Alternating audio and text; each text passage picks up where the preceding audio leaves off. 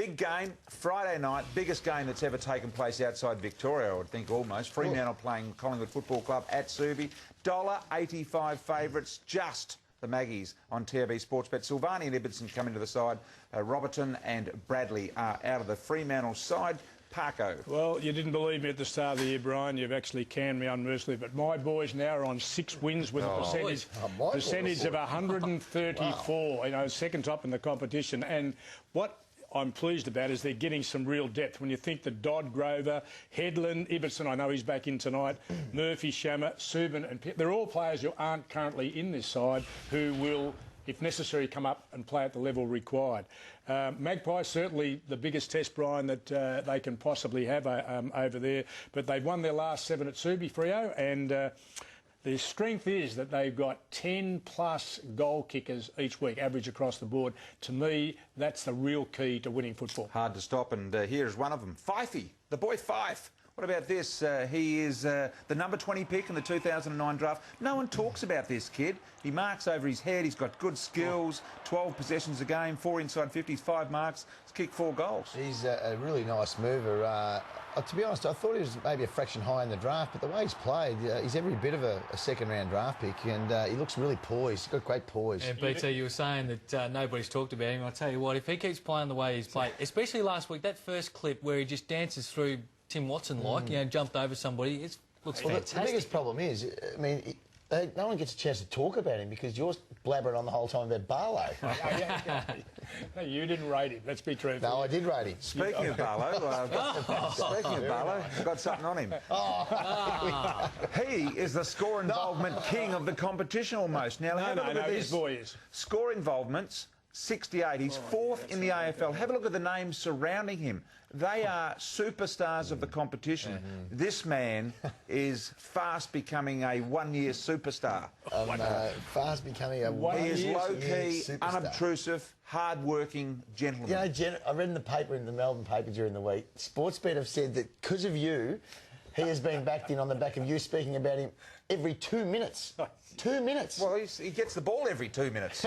Well, I've got to speak. I'm not looking forward to my ABC midfield comparisons then. 1,000 to 1 into 25 to 1 for the Brownlow medal there, we believe. Let's take a look at the Collingwood lineup, Pickers, and I know you wanted to look closely at this. It's their first travel of the year. Jack Anthony comes in, Medhurst out with a foot. Yeah, Medhurst, they'll miss Medhurst, actually. They've got a good record against Fremantle in recent times, 3 out of the last 4 wins against the Dockers. They should have great confidence going into the game. They've got a great mix of goal kickers up forward. Anthony will help that this week, and they're really sharing the load across the whole ground. They found a player in Steele Sidebottom, seems to be getting better every week.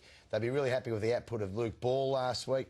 Dale Thomas is probably having his best year since he's been in AFL footy, and then you get what you normally get out of Swan and Penderbury and those types. So they've got a very even contribution across the ground. What about midfield comparisons here in this game? They'll be very, very interesting. Yeah, well, the A's, B's and C's have been forced to have a bit of a look at this. Let's have a look at the midfield. Look, for Fremantle, I reckon they've got 3, and I've put Pavlich in there because he plays a bit in there. Hill, I reckon, is taking himself for A-grade, Sandlands, and then there's a group of them, Barlow, Duffield, Hazelby, Morabito, Mundy, Palmer as B-graders.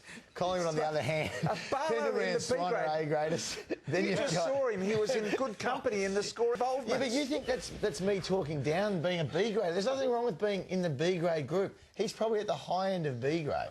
Pickers, 7th in disposal, 4th in handballs, 5th in uncontested possessions, 9th in handballs, 4th in scoring involvements. This guy, how could you have him as a B-grader? Well, you talk about Daniel Wells. This guy's got better figures than Daniel Wells. Well, look, I'm not, as I said, Brian. He's only played 7 games. Yeah, well, you've got to do a bit more than 7 games to be an A-grader for mine. But judge him on the 7. Yeah, not on the games he hasn't played. Well, just judge him on the 7. You think that I'm being disrespectful to put someone as a B-grader? I've done my A, Bs and C comparisons for the panel. Support, boys. So let's have a little bit of a look at my numbers first. This is how I come up, right? This is a 4-forward comparison.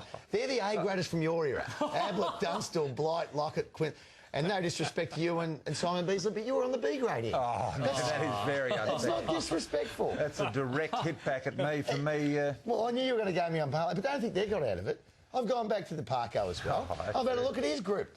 You know, Roger Dean, Ian Nan Curvis, Kevin Sheedy, Bernie Smith, Vinnie Waite. Frankie Gumbleton, Parko were in the top end of B grade. You're burning Parko as Burning well. White. Jimmy White. No, I'm just throwing some names up. He had me covered. Don't worry about you, Giggles. I've had a look at the halfback flankers as well from the era that Smithy played in. It's a pretty tough one. Troy Love! Gilby, come on, mate.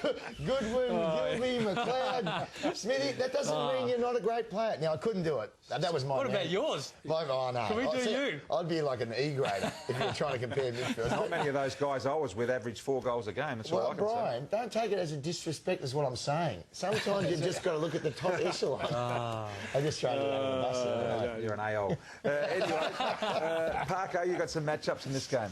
I have, so he's looking for them quickly. Look, Pavlich is a difficult one because he does slide through the midfield. I don't think he's a true midfielder. To find a bloke who can go with him, I've gone for Maxwell. He doesn't usually get the best for some reason.